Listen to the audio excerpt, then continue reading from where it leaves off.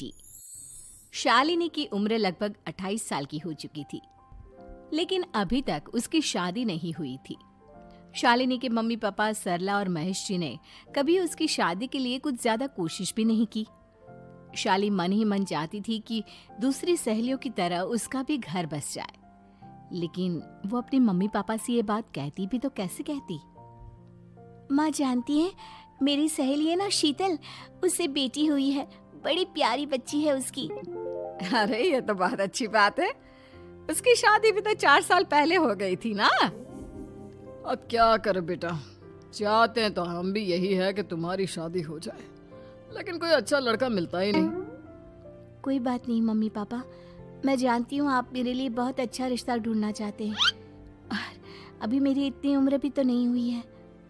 अच्छा शालिनी बेटा, क्या है ना, मेरे पास नई साड़ी नहीं है और मुझे किटी पार्टी में जाना था, तो इस महीने तेरी तनख्वाह आ जाए तो एक नई साड़ी दिलवा देना बेटा। और बेटा मेरा मोबाइल भी थोड़ा पुराना हो गया है, 6 महीने से इसी को काम में ले रहा हूँ। एक नया मोबाइल ला देना बेटा। हाँ हाँ मम्मी पापा।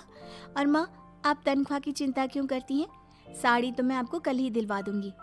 और रही बात आपकी मोबाइल की, तो मैं आज शाम को ही ऑफिस से लौटते वक्त ले आऊंगी। अरे भगवान सबको तुम्हारे जैसी बेटी दे, कितना ध्यान रखती है अपने मम्मी पापा का। पापा, आज आप दुकान नहीं जा रहे हैं क्या? वो क्या है ना बेटा, मेरे सर में जरा दर्द हो रहा है, इसलिए आज दुकान जाने का मन नहीं है। पापा दवाई ले लीजिए, और अगर हो सके तो चले जाइए। इस तरह दुकान बंद रहेगी तो ग्राहक आना बंद कर देंगे ना।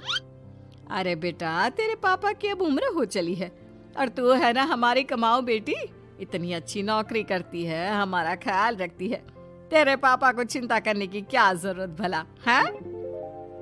ठीक है पापा, आप अपना ध्यान रखिए, मैं ऑफिस से लौटते वक्त आपका फोन ले आऊंगी।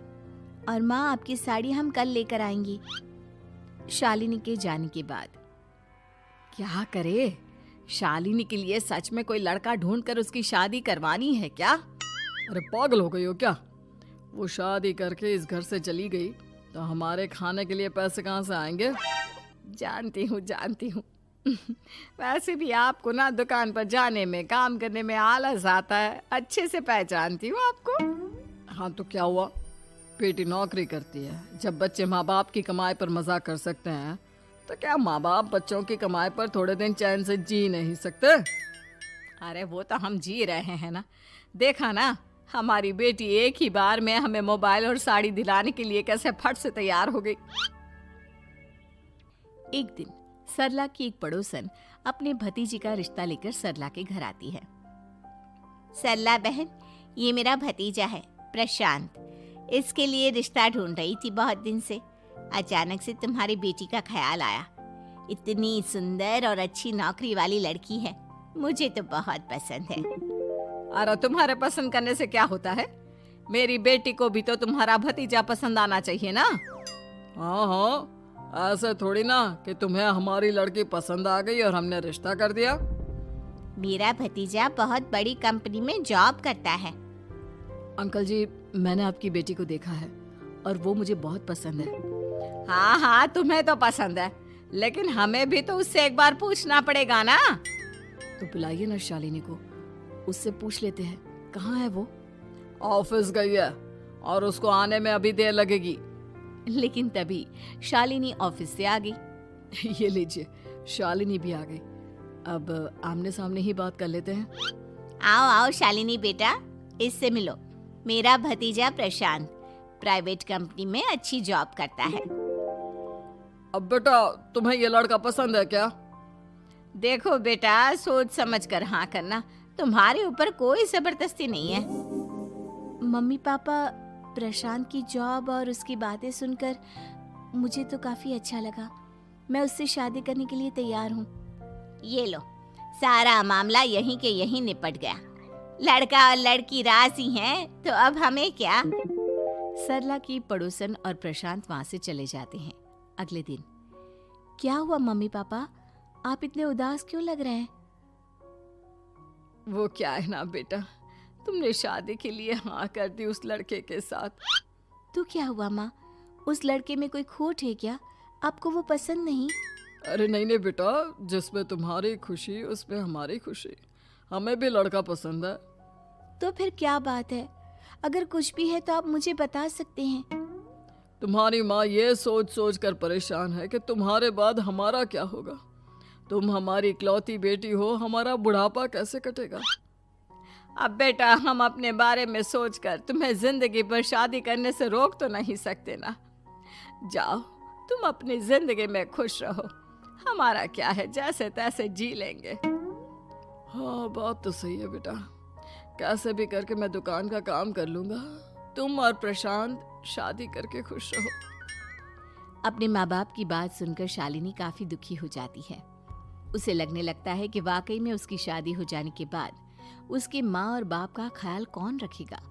और यही सोचकर वो एक दिन प्रशांत से मिलती है।